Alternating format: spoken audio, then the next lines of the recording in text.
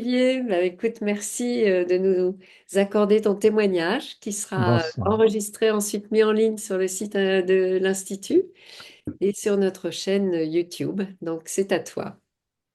Eh bien, bonsoir à tous et je suis très heureux de me livrer ce soir à cette petite introspection en public finalement, hein, d'une certaine manière. Voilà. Alors, je pense que c'est probablement utile que je commence par vous dire un peu ce que ce que le Olivier que vous avez en face de vous, comment il s'est construit finalement. Et donc, je vais commencer par un tout petit peu d'historique. Donc, on va commencer en 2000, en 2000. Voilà, en 2000, je suis en fait ce qu'on appelle un partenaire d'une organisation qui s'appelle Accenture, et je suis en charge d'un certain nombre de clients, dont Carrefour, dont Alstom Transport, dont une petite société chimique que vous savez peut-être qui s'appelle Cabot, et, et plusieurs autres pour lesquels j'ai travaillé. Et donc, je dirais, je suis plutôt un spécialiste dans ce qu'on appelle la stratégie des opérations, c'est-à-dire les stratégies industrielles, logistiques, sur comment on organise des flux de production et de distribution. Et j'ai été nommé partenaire depuis 2 ans. Hein. Donc, j'ai été dans un grand meeting où il y avait 2000 partenaires à Los Angeles pour l'ensemble d'Accenture à l'époque, qui faisait à peu près 10 milliards de dollars de chiffre d'affaires. Et j'ai vu un certain nombre de choses sur ce qu'on appelle l'arbitrage, la procédure d'arbitrage entre Arthur Andersen et Accenture, euh, puisque c'était deux sister business units, c'est-à-dire en fait deux entités d'un même groupe international, hein, et qu'elles étaient en litige. Et là, je me souviens à ce partners meeting d'avoir vu un reportage en fait sur ce que faisait l'autre sister business unit, c'est-à-dire Arthur Andersen, le cabinet d'audit. Là, si vous vous souvenez un tout petit peu, on est 2 ans, un an et demi avant l'affaire, non, on est 2 ans avant l'affaire Enron. Et l'affaire Enron, qui en fait va incriminer Arthur Andersen, qui fait que le grand cabinet de conseil, le grand cabinet d'audit, Arthur Andersen, qui existait depuis presque 100 ans, va disparaître en 6 mois, puisqu'ils ont été revendus, rachetés, mais que la marque est maintenant une toute petite société qui est... Et là, j'ai vu en fait une vidéo qui avait été prise lors d'une réunion d'Arthur Andersen où on avait le dirigeant de l'activité de conseil d'Arthur Andersen qui avait été recréé et recréé et recréé malgré l'existence d'Accenture, et c'était l'objet de la procédure d'arbitrage devant la Chambre de commerce internationale de Paris. Et je vois un homme qui est là et qui nous fait, ben, j'ai envie de dire, puisqu'on est le 5 et que c'est les élections américaines, qui nous fait du Trump. Hein. C'est-à-dire qu'il nous dit que c'est extrêmement important, on doit absolument prendre la technologie d'Andersen Consulting, c'est la nôtre, on doit la prendre, et de haranguer la foule comme j'imagine qu'un colonel de l'armée de l'air japonaise devait haranguer ses héros lorsqu'il les envoyait dans des opérations kamikazes sur les bateaux de la flotte américaine. Donc là, le contexte d'une firme internationale dans laquelle j'étais, et bon, je réussissais assez bien, et notamment dans le cadre d'Alstom, j'avais commencé à introduire ce qu'on appelle de la sociologie des organisations. Donc, j'ai déjà très marqué par un monsieur à l'époque dont vous avez peut-être déjà entendu parler, qui est Christian Blanc. Christian Blanc, qui est un ancien préfet et qui a été successivement dans les années 90 président de la RATP et président d'Air France. Et c'est un monsieur qui nous fascinait parce que c'était un monsieur qui, en fait, avait été capable de faire des opérations de transformation dans ses entreprises qui étaient tout à fait étonnantes. Et il les faisait en mobilisant le corps social de ces entreprises, c'est-à-dire que lui, il avait, d'ailleurs, si vous allez lire son livre Nul ne peut se vanter de se passer des hommes, vous verrez que quand il démarre à la RATP, qu'en 2 ans, il va complètement retourner, hein, puisqu'il était une organisation très verticale avec 10 niveaux hiérarchiques, il va en faire une organisation par ligne, qui a peut-être 2 ou 3 niveaux et où toutes les entités support sont au service des lignes. Et quand il arrive, il dit, j'ai trouvé une grande armoire pleine de rapports qui expliquaient tout ce qui n'allait pas à la RATP de tous les consultants. Et le point commun entre tous ces rapports, c'est qu'ils étaient d'une pauvreté affligeante sur comment on pouvait mettre en place ce qu'ils pensaient que la RATP devait être. Quand Alstom Transport m'a demandé de faire finalement la stratégie de la division transport, ben, on a utilisé de la sociologie des organisations et du Crozier, on a fait des enquêtes terrain, on a essayé déjà de beaucoup plus écouter les gens. Et ça a été mon premier pas significatif à ce moment-là, avec d'un côté des choses que je comprenais pas très bien qui se passaient au niveau des CEO. Alors, par exemple, je me souviens, dans cette année 2000, d'avoir été invité pendant 1 heure à parler au CEO de Carrefour à l'époque. Et donc, je rentre dans son bureau et j'avais pas plutôt dit bonjour, qu'il me dit, OK, vous êtes venu me parler, mais en fait, vous êtes un voleur de poules.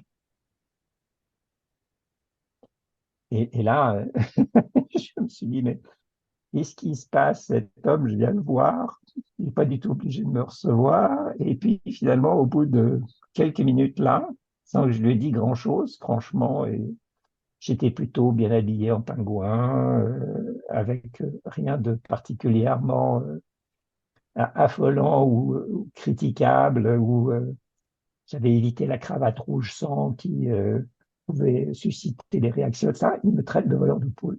Je me suis dit, mais qu'est-ce qui peut conduire ces hommes à s'isoler? Et lui, je me souviens encore en 2002 d'avoir entendu son directeur logistique Europe dire, ben, il a fait une convention à sa propre gloire avec ses fournisseurs.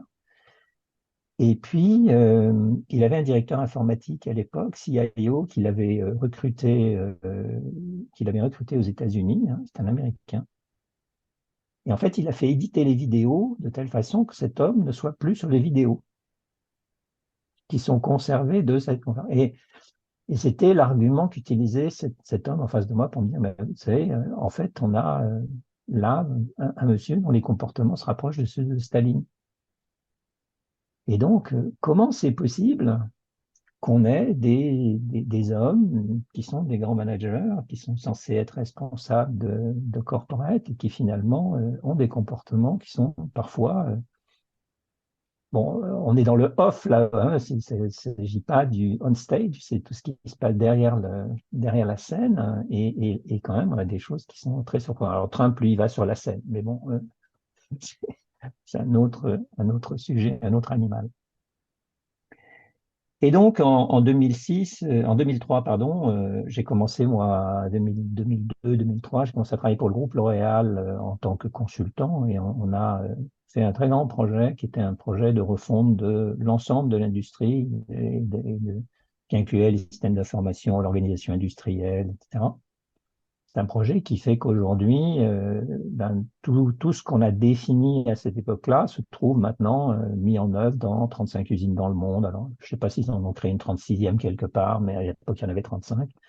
Et aujourd'hui, tout ça a été déployé et fonctionne. On est 20 ans plus tard et fonctionne toujours dans les usines du groupe. Et là, euh, je me souviens là aussi d'avoir eu quelques rapports avec le management de plus haut niveau. Et ce qui m'intéressait le plus, quand je suis passé chez L'Oréal, parce que je suis passé chez L'Oréal un moment, ça a été de me dire, mais essayons quand même de faire des choses qui sont faites, qui sont pratiquées, qui sont mises en œuvre. Et donc, j'ai beaucoup travaillé avec les Américains parce que aux États-Unis, on faisait finalement moins de politique qu'en France. Donc, les agendas euh, identitaires des grands dirigeants étaient beaucoup moins présents finalement aux États-Unis. Et donc, on a pu faire en bonne amitié et avec des relations très poussées avec la direction des opérations américaines, plein de choses pour les grands distributeurs américains notamment.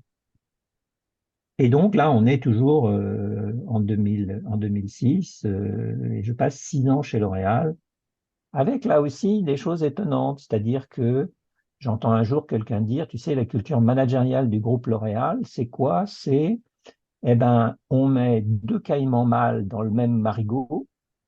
Notez bien, chers amis, que le caïman est forcément mâle, hein. Euh, Quand l'un a bouffé l'autre, on prend celui qui survit et on le met dans un marigot plus gros. Alors, là, j'étais aussi particulièrement étonné parce que si on avait fait ça sur le grand projet de refonte de l'industrie, inutile de vous dire que le projet serait toujours pas abouti. Et d'ailleurs, ils avaient beaucoup de difficultés à conduire ce genre de projet à l'époque. C'était vraiment une première d'avoir réussi à faire ça dans des temps et des temps. Et donc voilà, et quand je quitte finalement, après mon contact avec la sociologie des organisations, eh bien là je quitte le groupe L'Oréal en 2012 en me disant maintenant ça suffit, j'ai maintenant en 2012 j'ai 57 ans finalement, hein. Et moi je vais dire maintenant je vais passer un temps je vais m'occuper d'essayer de comprendre pourquoi finalement dans une organisation, eh bien, les gens sont plus occupés par des habitudes culturelles, par des sujets qui les concernent, par des comportements identitaires, par des alliances, parfois des conflits, et pourquoi finalement on dit voilà ce qu'on pourrait faire, voilà les grandes stratégies qu'on a à conduire, et pourquoi ces grandes stratégies, on a autant de mal à les mettre en œuvre. Vous voyez, depuis mon année 2000, avec ce repère sur Christian Blanc et ce qu'il avait réussi à faire et ce que je vivais, il y avait une espèce de... Je voudrais que les grandes idées qu'on développe avec des gens qui sont des idées valables, hein, alors elles peuvent nécessiter d'être appropriées par les gens, etc. Pourquoi finalement on a autant de mal à les décliner, à les mettre en œuvre? Et puis en 2014, j'ai rencontré Catherine. C'est d'ailleurs une rencontre qui s'est passée, elle m'en a jamais voulu, mais je me souviens qu'on avait fixé un rendez-vous dans un bar et j'étais en train, moi, de faire du vélo autour de l'anneau et j'avais complètement, autour de l'anneau de Vincennes, j'avais complètement oublié la rencontre avec Catherine. Donc, on a dû la reprogrammer. Je ne fais pas beaucoup, ça m'est arrivé très peu souvent dans ma vie de poser un lapin. Et ben, j'ai commencé ma relation avec Catherine, qui est une relation très étroite, d'amitié très profonde, par lui poser un lapin. Donc, voilà ce qui s'est passé. Et donc, après, évidemment, je me suis inscrit, moi, dans la structure de l'Institut de logique émotionnelle pour y suivre, à l'époque, les 2 années de formation intense plus l'année de supervision. Alors, j'étais avec Brigitte à l'époque, qui est autour de la table ce soir, et notamment. Et, euh, et là, dans un premier temps, parce que Catherine était... Alors moi, il faut aussi que je vous dise que moi, j'ai commencé ma vie dans les maths, hein, donc je suis plutôt un scientifique, hein. Et donc, il y avait des fois des choses voilà, que j'enregistrais et qui parfois me surprenaient un petit peu parce que j'avais probablement des convictions, et puis je découvrais aussi le fonctionnement du cerveau. Là où je rejoignais complètement Catherine, c'est que j'avais une grande méfiance pour ce qu'on appelle la psychologie interprétative, c'est-à-dire toutes ces grandes thèses qui viennent expliquer que quelqu'un fait quelque chose parce qu'il faut le ranger dans tel ou tel symptôme ou tel comportement. Et donc, moi, ce qui m'a beaucoup plu tout de suite dans la logique émotionnelle, c'est qu'au lieu d'essayer de faire du comportemental, eh bien, il fallait passer par la case désir. Et la case désir, c'est la chose la plus proche finalement de ce que moi j'avais dans ma carrière de stratège appelé les valeurs d'achat des consommateurs, c'est-à-dire ce qui fait que quelqu'un achète. Et pour dire un truc très simple, des données comportementales, on en a plein les bases de données, hein. Par exemple, eh ben, l'un d'entre vous et moi, on a peut-être aujourd'hui été dans un supermarché acheter un steak. Et puis, ben, peut-être que vous, le steak, vous l'avez donné à manger à votre chien et que moi, j'ai mangé le mien. Ou le contraire d'ailleurs. Donc, la finalité de l'achat du steak, ben, c'était pas d'acheter un steak, hein. Donc, toute cette psychologie interprétative qui finalement venait expliquer, alors ça peut être très profond, hein, par exemple, chez Freud, on va expliquer que on a, bon, bien sûr, des interprétations qui sont sur la sexualité très, très, enfin, il y a un prisme sur l'analyse de la sexualité très tôt, sur lesquels, depuis, j'ai lu Nakache dire que, ben oui, mais ça, c'était peut-être très représentatif de ce qu'était la socioculture de la Vienne de la fin du 19e siècle, ça. Et dans quelle mesure on peut vous parler, par exemple, du syndrome d'homosexualité refoulée, et tous ces trucs-là, qui étaient autant, et je le dis, alors bien sûr que certaines personnes puissent correspondre à ces analyses, probablement, hein, je pense que tous ces éminents psychologues ont bien fait leur boulot et que donc il y avait bien des gens dont c'était qui le décrivent, mais qu'on en arrive après à en faire des règles générales ou des lois générales, hein, eh bien, ça me paraissait très, très étonnant finalement, et moi j'avais beaucoup de mal avec ça. Et quand on était en logique émotionnelle et qu'on commence à dire, mais attention, finalement, chaque personne est une personne différente. Chaque personne est une personne qui s'est construite dans une socioculture, qui est, eh bien, et finalement, qui répond à ses désirs. Et on est au plus proche de la biologie. Et donc, on va essayer de trouver ces fameux invariants qui finalement, non pas expliquent le comportement de la personne, mais qui sont complètement intriqués, complètement au fond de sa personnalité, de ce qu'elle fait, des comportements qu'elle a. Et donc, en 2016, j'avais fini mon parcours de certification en logique émotionnelle. Et puis, je me suis dit, ben, moi, je continue. Et donc, j'ai continué. Et là, j'ai commencé. J'avais déjà lu un peu Nakash, j'avais déjà lu un peu de haine, et donc je me suis beaucoup plus particulièrement intéressé aux neurosciences. Et c'est là que j'ai découvert qu'effectivement, il y avait des pans entiers de ce qu'était l'humain qui m'échappaient complètement, mais qui étaient des faits, hein. C'est-à-dire que notre capacité d'attention, ses limites, l'importance pour soi de construire ou de se sentir en sécurité, de se sécuriser, qui était une importance première finalement, avant plein d'autres choses, et qui du coup expliquait que certaines réactions identitaires que j'avais perçues à haut niveau de management, eh ben, finalement, étaient peut-être le signe que ces gens avaient tendance à vouloir se sécuriser par du contrôle, se sécuriser par de la verticalité, se sécuriser par des alliances donnant-donnant avec d'autres personnes autour d'eux, et que donc finalement, ces gens qui finalement apparaissaient comme très agressifs, comme très, ben, tout simplement, ils s'étaient eux-mêmes mis dans des situations où, pour garder le contrôle, pour garder leur identité, ils étaient amenés à faire des choses que peut-être eux-mêmes pouvaient réprouver, hein,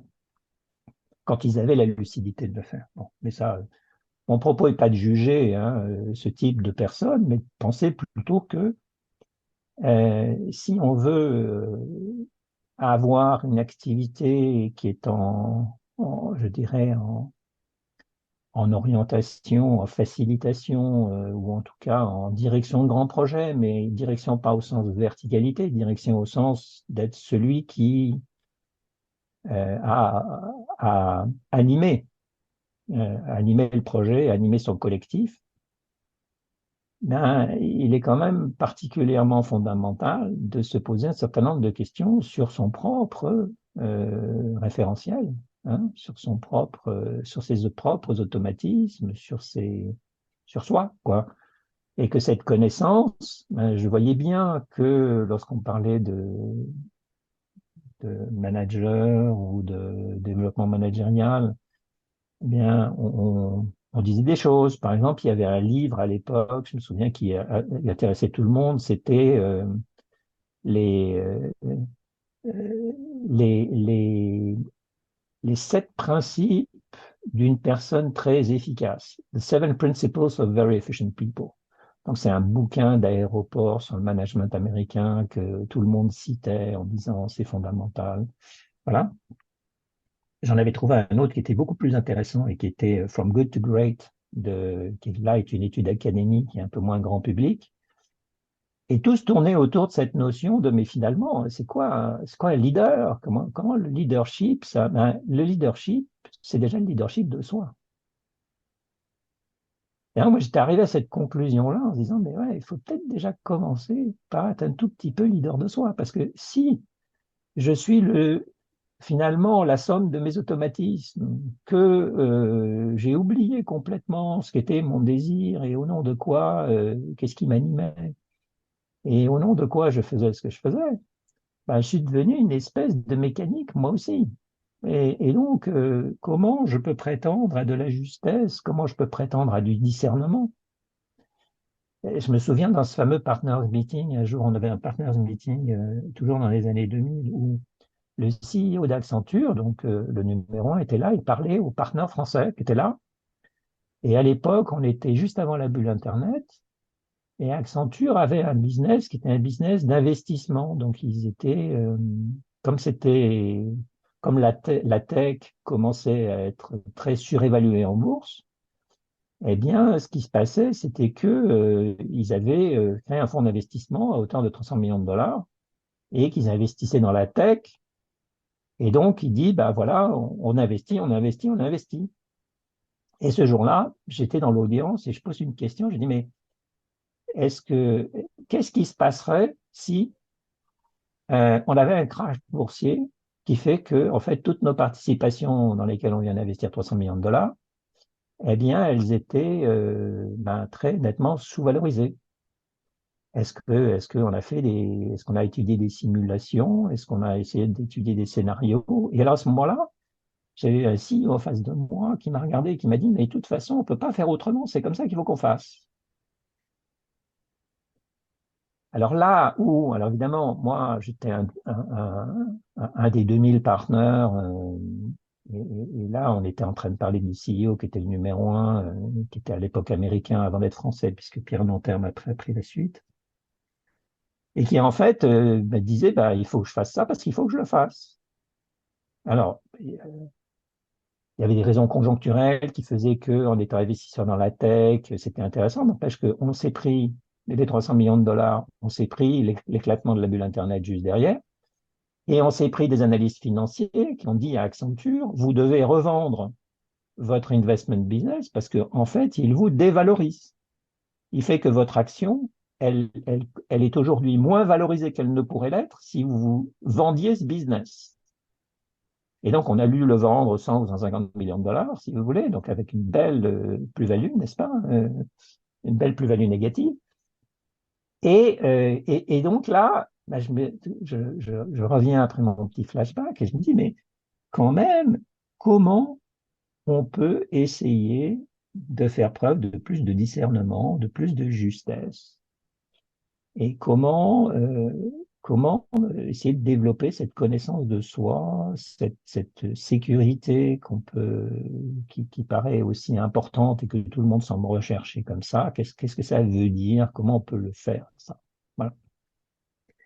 Et donc, je continuais à creuser et entre-temps, j'avais commencé à donner des cours à l'école des mines.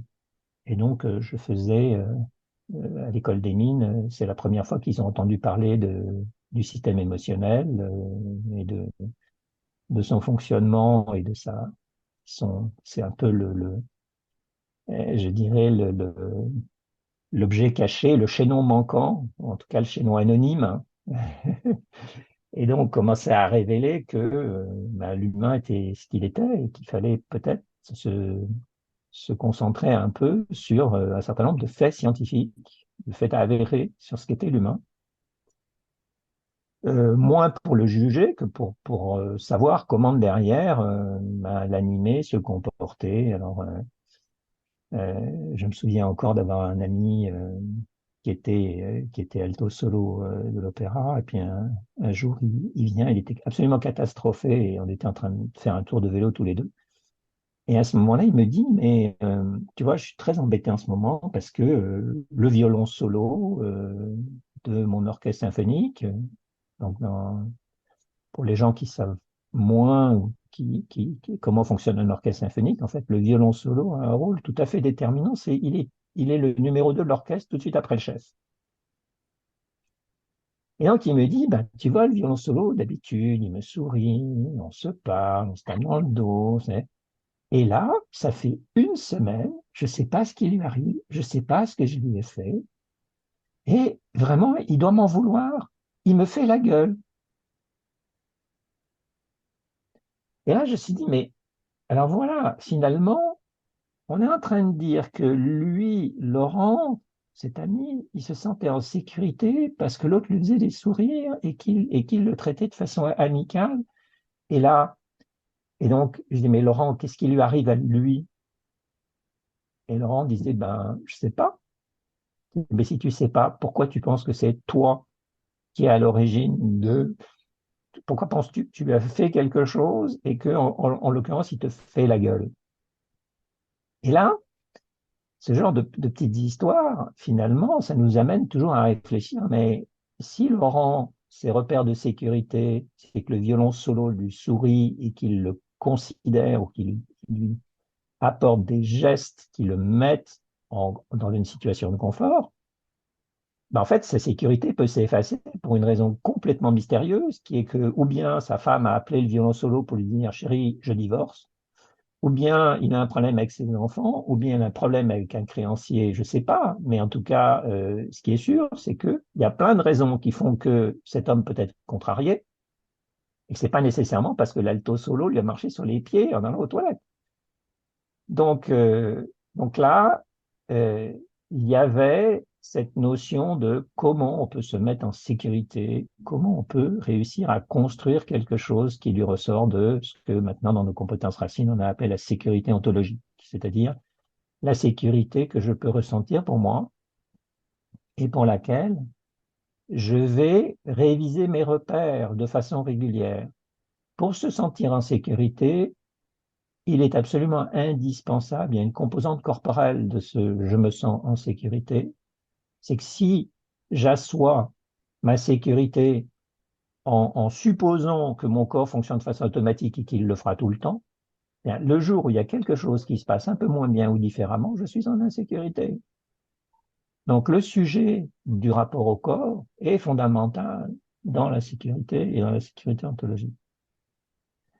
Donc les gens qui négligent leur corps, par exemple, et qui sont tous à leur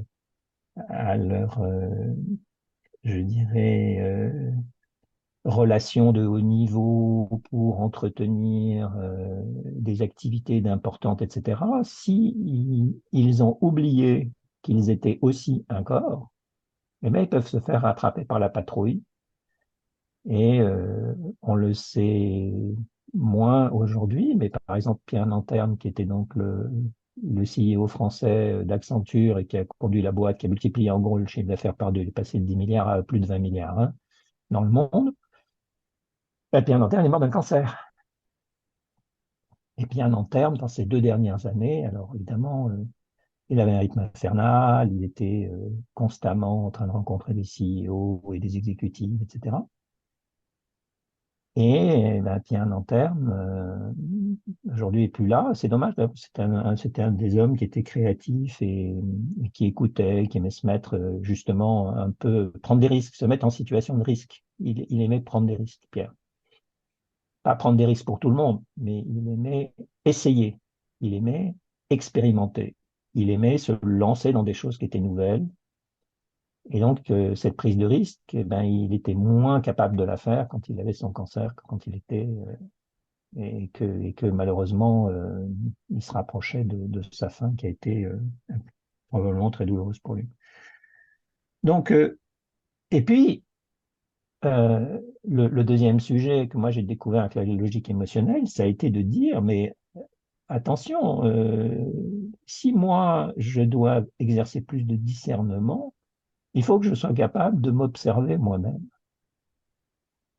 Et s'observer soi-même, c'est pas juste se regarder en disant, ben voilà, j'ai fait tout ça, j'avais une to-do, j'avais une liste de choses à faire, est-ce que je l'ai faite, est-ce que je l'ai pas bien faite, c'est autre chose que de se reprocher d'avoir raté quelque chose, c'est autre chose que de se donner des résolutions qu'on tiendra ou qu'on ne tiendra pas. Et s'observer soi-même, c'est déjà comprendre ses automatismes, c'est déjà comprendre comment on fonctionne, comment et là, de comprendre son cadre de référence en termes de système émotionnel, ben, c'est absolument fondamental.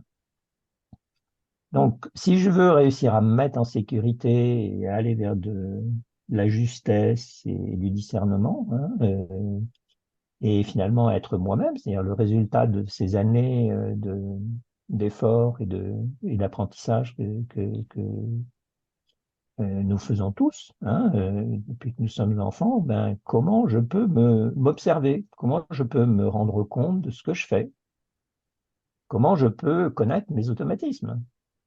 Alors, les automatismes, on a tous appris à lire, hein, et on voit bien que ces automatismes que je construis parce que mes capacités d'attention sont limitées, et donc ils me permettent d'interagir avec le monde d'une façon statistiquement fiable, ben, il faut que je les connaisse parce qu'il y a des moments où justement, ben, par exemple, mon ami Laurent, ben, cet ami Laurent, si son automatisme était je suis en sécurité parce que l'alto solo me fait un sourire, ben, le jour où l'alto solo me sourit, il sourit pas, il fait la gueule, ben, je me sens en insécurité. C'est un automatisme. Donc, comment je peux identifier ce que je fais? J'avais mon fils Laurent, un jour qui me parlait qui- Laurent il fait de la physique quantique et puis il fait du piano, Laurent. Et donc Laurent, il me parlait d'une actrice chanteuse avec laquelle il répétait pour un petit spectacle qu'il donne dans un petit théâtre pas très loin de la maison. Il me disait, tu vois, cette artiste, c'est quand même étonnant parce que tous les jours, elle me regarde, elle me dit, mais euh, est-ce que je suis belle aujourd'hui? Est-ce que tu me trouves belle? Ah, moi, ça me rappelait Blanche-Neige avec Miroir, mon beau miroir, qui est la femme la plus belle, etc., etc.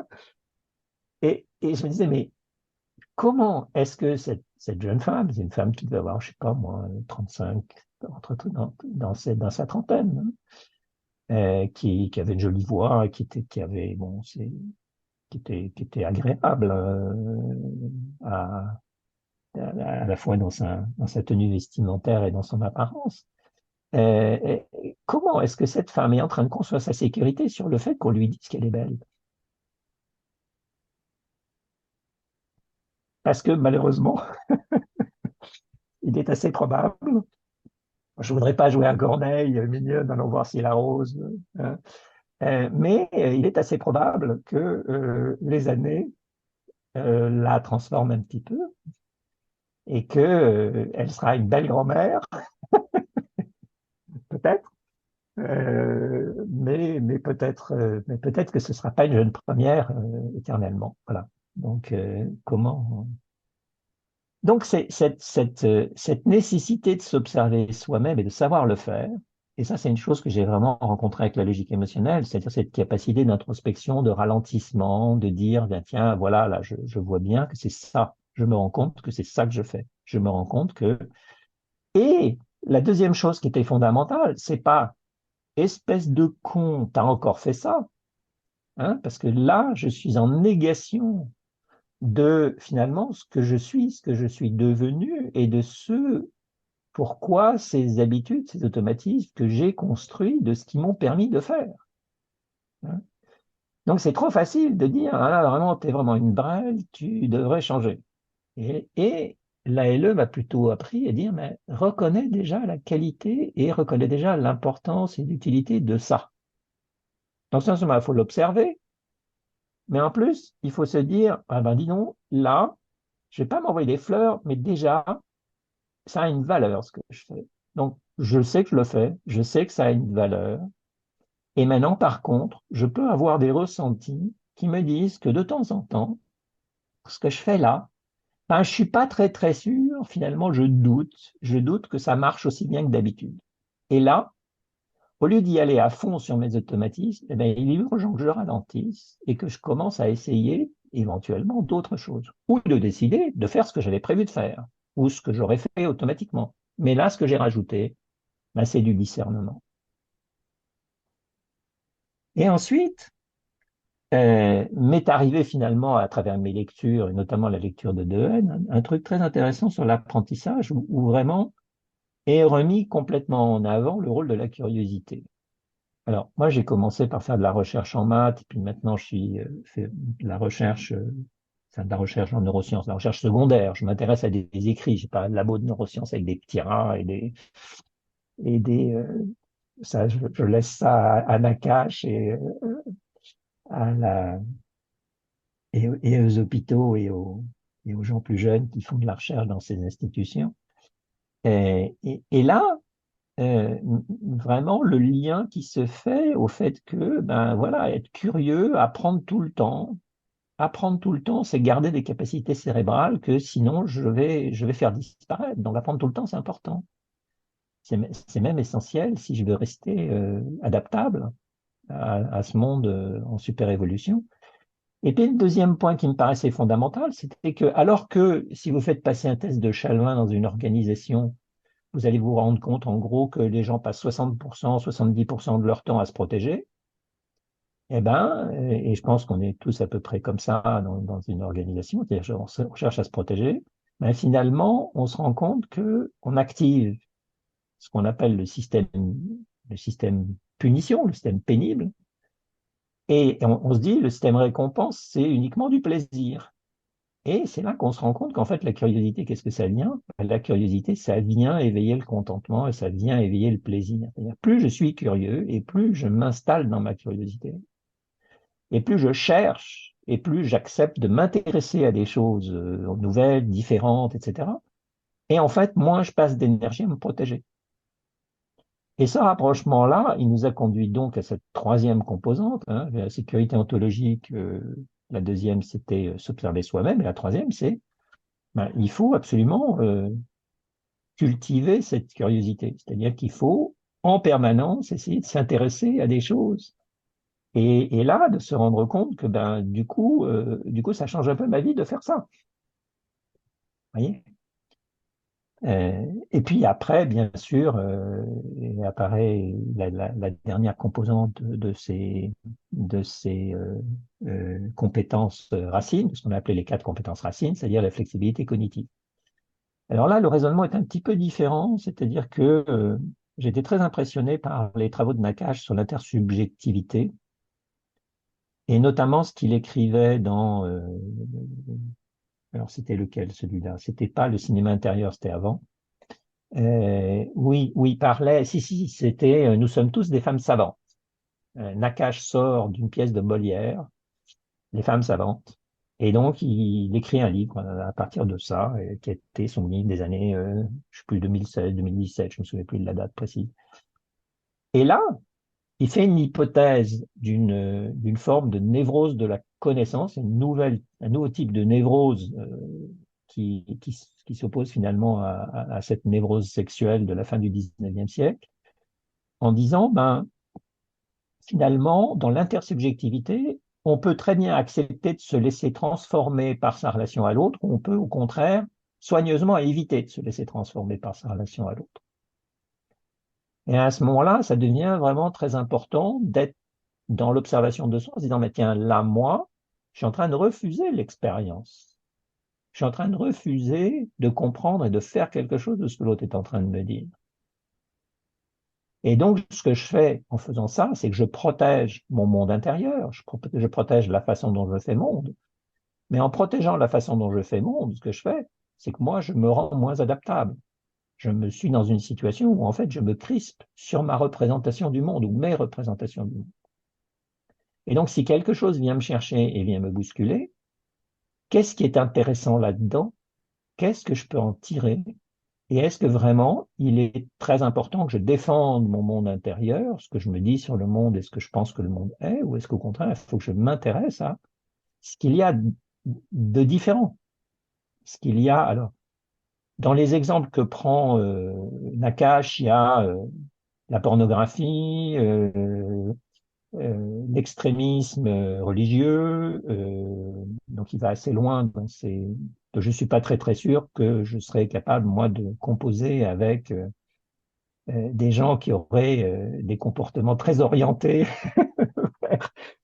Mais lui explique que c'est effectivement l'inflexibilité cognitive et donc le fait d'essayer de figer sa sa propre personnalité et de figer sa subjectivité, qui en fait conduit à ces dérives que sont, là en l'occurrence, la pornographie, c'est-à-dire l'objectivation du corps, hein, transformer le corps en objet, et puis l'extrémisme religieux qui est au nom de, hein, par exemple, peu importe que je meure et que je meure dans un attentat dramatique, puisque je serai près d'Allah avec des jeunes vierges, et qui, comme les crocodiles, sont là des femmes, alors que les crocodiles sont des hommes, hein, bien sûr, vous avez bien compris que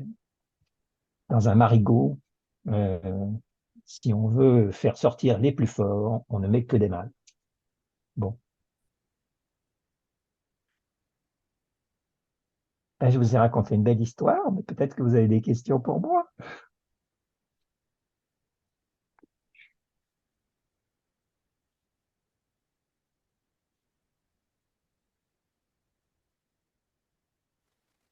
Bah, moi j'en ai une.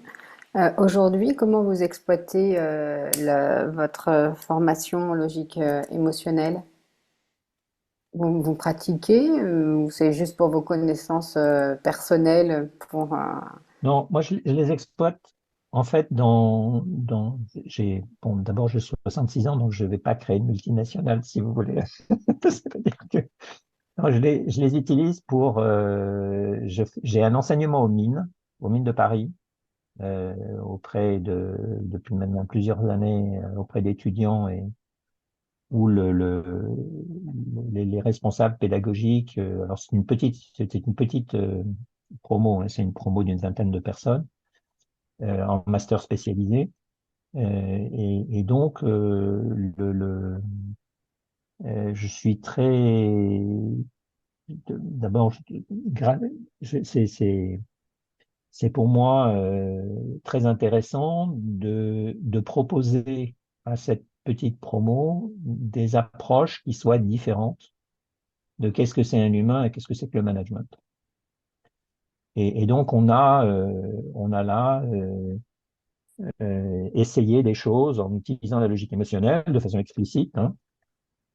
Alors évidemment, on peut pas, c'est difficile de former des gens sur des programmes universitaires de quelques jours, hein. Mais on essaye maintenant des solutions pour que leurs compétences transversales soient modifiées par, par, par la logique émotionnelle, tout ce qu'on a pu apprendre et faire. Donc ça, c'est une première chose que je fais. La deuxième chose que je fais, c'est que je suis aussi un coach exécutif. Et donc j'ai quelques personnes, assez peu, hein, mais quelques-unes qui sont des dirigeants et que je suis, et qui essaie justement de trouver des équilibres dans leur façon de faire monde, hein. Donc on en a dans la promotion manager de cette année 2024, on en a trois comme ça. Et c'est intéressant de voir que effectivement, ça, alors ils ont souvent une cinquantaine d'années, hein, mais de voir à quel point cette découverte de ce qu'ils sont vraiment, de ce qui les intéresse, les amène à beaucoup mieux passer, avec beaucoup plus de résilience finalement, des effets qui sont de la verticalité, de la pression sur les résultats, et de retrouver un confort de retrouver un sens, de retrouver une écoute, de retrouver une capacité d'accompagner les autres et de les écouter, qu'ils avaient je dirais un peu perdu de vue dans les automatismes et dans les cycles, dans les rites, hein, parce qu'il y a beaucoup de rites finalement dans ces organisations aussi. Et, euh, et donc, vous faites pas un entretien annuel de la même manière, vous le faites de façon différente, vous cherchez à ce que l'identité de la personne s'exprime. Ça peut conduire à ce que la personne doive aller travailler ailleurs, bien sûr, encore, mais par contre, pas pour des raisons différentes et, et, euh, et en ayant remis de, de, la personne au centre du jeu, finalement, hein. Voilà. Et puis, voilà, écoutez, après ça, moi, ce que je fais, mais je l'utilise pour moi aussi, hein. Mais pour ça, j'essaye de mieux écouter mon épouse, quand, et qui a fait quelques stages en logique émotionnelle et mais ça, si vous avez des conjoints, vous savez que on a tous des petits côtés qui viennent déclencher l'autre, hein. Voilà, donc elle les a pour moi et moi je les ai pour elle, je vous confirme. Donc là, il est temps quand ça commence à chauffer, il est temps de. Moi, je déteste ces situations en fait de conflit dans le couple. Il y a un truc qui m'empêche de dormir, c'est ça. Et donc, j'utilise beaucoup la logique émotionnelle pour essayer d'éviter de me gérer des ressentis toute la nuit et pour essayer de dormir. Voilà. Merci pour vos réponses. Et je suis désolée, je vais quitter parce que je dois aller chercher mon panier à la map et ça ferme à 20 Ah, heures. Mais merci beaucoup pour votre présentation. C'était avec très plaisir. riche d'enseignements pour moi en ce qui me concerne. Bonne soirée à tous. Bonne soirée, Merci. Sophie. Moi, j'ai une question concernant la flexibilité cognitive. Ouais. Comment, comment tu l'entretiens? Est-ce que tu as des conseils à donner à ce niveau-là? Euh, je dirais que ça vient, il y a plusieurs choses qui sont très importantes. La première, c'est l'écoute, c'est-à-dire la qualité d'écoute que vous avez. C'est de dire, tiens, l'autre est en train de me parler de ça, moi, ça me parle pas, mais je vais l'écouter quand même. Hmm. Et de donc dire, ben, si ça me parle moins que ce que ça pourrait, c'est pas parce que l'autre est débile, mais c'est parce que l'autre, il fait monde d'une façon différente de moi. Et donc, c'est à moi, c'est ma responsabilité d'entendre ça. Donc là, il y a vraiment une discipline à installer de j'écoute. Mhm. Alors j'écoute au sens j'écoute, j'entends, j'écoute, j'en fais quelque chose. Bon, après, je peux faire de la résonance aussi, si vous voulez, mais évidemment, c'est dans la plupart des discussions courantes, il y a un peu de résonance, et l'objectif étant autre que de faire une écoute de type thérapeutique ou dans la relation d'aide. Ben, à ce moment-là, oui, la résonance peut être présente, mais elle va assez vite passer à d'autres choses, hein. Mais l'écoute et d'avoir des temps comme ça. La deuxième chose, c'est quand même d'être attentif à des sujets qui sont importants sur le plan de l'éthique. C'est-à-dire que moi, flexibilité cognitive, quand il s'agit d'écouter des gens qui racontent des salades, qui font du complotisme ou qui racontent, qui mentent de façon effrontée, si vous voulez, ben, j'ai moins envie de les écouter et personnellement, je préfère que quelqu'un me dise quelque chose qu'il pense être la vérité, même s'il peut lui-même se tromper dans l'expression de ce qu'il pense être la vérité. Mais en tout cas, mais par exemple, j'ai eu récemment un contact avec un Américain très croyant dans la série des qui me dit sur une petite conversation qui commence à tourner autour de la politique américaine, mais de toute façon, dans la Bible, les Juifs ont eu des rois qui étaient des rois atroces parce que dans l'Ancien Testament, il s'est passé ça et ça. Ben, j'écoute et ça me sert de ligne de repli, quoi, parce que moi, personnellement, je préfère lire Nakash que lire l'Ancien Testament, mais c'est mon choix à moi, quoi. Mm. Surtout pour en tirer des conclusions sur le fait que ça reflète l'histoire des Juifs. Bon. Mais on a des gens, il y a dans des cultures qui sont des cultures très, là, en l'occurrence, on parle de protestants américains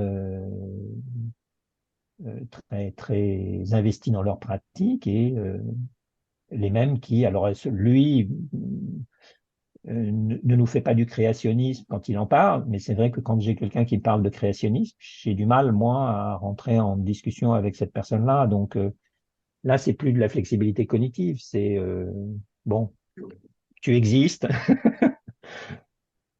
tu existes tel que tu es, mais bon, moi, j'ai peu d'éléments qui me permettent de vraiment partager avec toi la conviction que le monde s'est créé en 3 ou 4 ou 5 ou 6 jours, quoi, hein. Voilà, bon. C'est Euh, là où le discernement te permet enfin, c'est ça, le lien? Oui, et puis de dire, voilà, flexibilité cognitive, à chaque fois que je suis avec des gens qui sont dans cette logique d'écoute et de partage. Et puis après, il y a Mm. aussi, pour moi, quand même, l'exigence que je m'impose de dire, ben, une croyance est une croyance, donc je le dis. Une hypothèse est une hypothèse, donc je le dis. Si quelque chose me semble être un fait avéré, j'aime bien, d'une façon scientifique, dire bah, je sais pourquoi elle est avérée, c'est-à-dire comment on en fait la démonstration.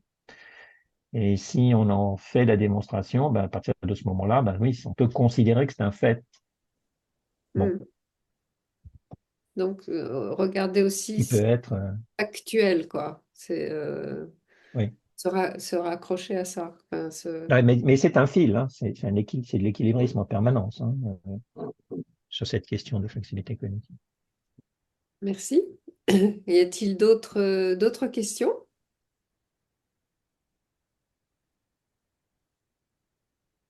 Pas de questions? Moi, pour le coup, je m'interroge sur comment, enfin, tu as dit quand quelqu'un ment, euh, ou comment tu repères, enfin, je m'interroge quelle limite ou comment, enfin, entre les croyances, à partir de quand on peut affirmer que Ah, c'est, tu vois, quand enfin, j'avais vraiment la scène nord-américaine avec l'élection en cours aujourd'hui, hein, du 47e président des États-Unis, où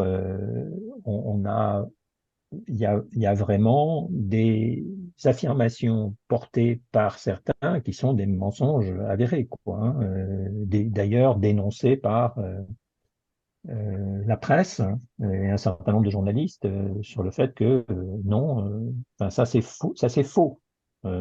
Et sur le plan de l'éthique, ça me choque qu'effectivement on soit dans la manipulation de l'opinion ou la manipulation des gens en prétendant des choses qui sont cette histoire de d'Haïtiens qui bouffent les chiens et les chats. Enfin, c'est juste grotesque, quoi. Donc voilà, c'est ça que j'appelle un mensonge. Je pense que justement, un homme politique, pour moi, en termes d'éthique, devrait avoir comme la responsabilité de tenir des propos qui sont descriptifs d'une réalité et pas descriptifs de ce qui peut faire peur parce qu'il veut obtenir une réaction. C'est de la manipulation. Alors maintenant, ça existe depuis que l'homme est l'homme, hein, mais que l'humain est l'humain. Voilà. Donc maintenant, le mensonge d'évitement d'un enfant qui vous dit que oui, elle a fait ça, et, bon, ça, pour moi, ça a une autre teneur. Là, c'est quand je regarde la politique américaine et certains politiciens de manière générale, j'ai plus l'impression que le mensonge devient une pratique institutionnalisée, hein. C'est-à-dire que on va Il est on 20 va heures. dire ce que les gens ont envie d'entendre. Voilà. Il est 20 heures. Bon. C'est mon ordi, pardon. Et comment enfin, est-ce que tu utilises la LE, enfin la logique émotionnelle, justement à ce niveau-là, ou est-ce qu'il y a quelque chose? Enfin, Ben, j'adorerais, moi, l'utiliser dans des programmes éducatifs sur les enfants parce que je pense que un des soucis de notre époque, c'est la capacité à apprendre l'esprit critique, hein.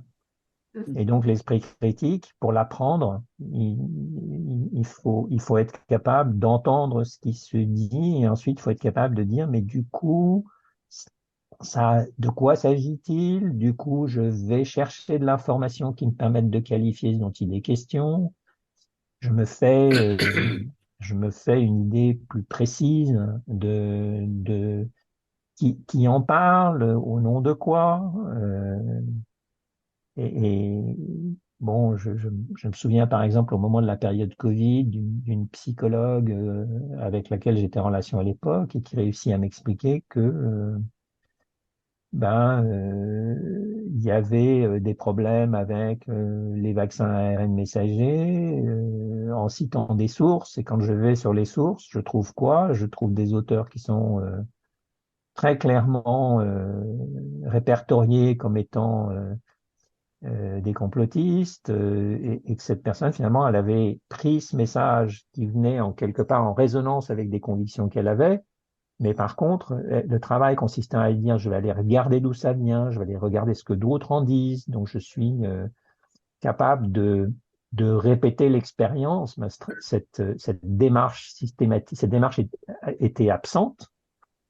Et donc, cette personne racontait, elle propageait finalement une rumeur. Bon, et indépendamment de la rumeur, de l'information précise dont il est question, parce que notre sujet ce soir, c'est pas de discuter de l'efficacité des vaccins ARN, c'est un autre sujet. Voilà. Donc moi, je pense que c'est très important aujourd'hui qu'on équipe nos enfants de cette capacité d'esprit critique, de cette capacité de discernement. Et donc, moi, si j'avais vraiment un vœu à faire, et alors d'abord, j'essaye avec mes enfants et avec mes petits-enfants, hein, mais c'est pour moi très important parce que malheureusement, quand les gens ont pris des habitudes pendant 40 ans qui est de fonctionner comme ça avec peu d'esprit critique, ben, ils peuvent souhaiter en avoir, mais il y a beaucoup d'automatismes qui leur manquent. Et c'est quand même beaucoup plus facile avec une population jeune. Donc si on veut changer des éléments de socioculture qui nous amènent à avoir plus de discernement et plus de justesse dans nos comportements collectifs, individuels, sociétaux, ben, je pense qu'il faut qu'on se penche vraiment sur l'éducation des plus jeunes et qu'on les amène à ce degré de conscience, en privilégiant justement le discernement, la justesse, et l'esprit critique, mais pas au sens de dire je critique tout ce que j'entends, mais au sens de dire, voilà, quand j'entends quelque chose, je suis capable qu'est-ce que j'en fais? Et puis après, je peux décider d'y croire parce que c'est joli, c'est une belle croyance et elle me plaît, elle me séduit. Ok, mais je sais pourquoi et je sais à quoi que ça correspond. Pas de problème. Mais au moins, je dis pas c'est une vérité absolue et la Terre est plate. Voilà. Ok. Une dernière question? Sinon, merci Olivier. Et on va peut-être en rester là et te souhaiter une excellente soirée. Eh bien, de même à tout le monde. À très bientôt.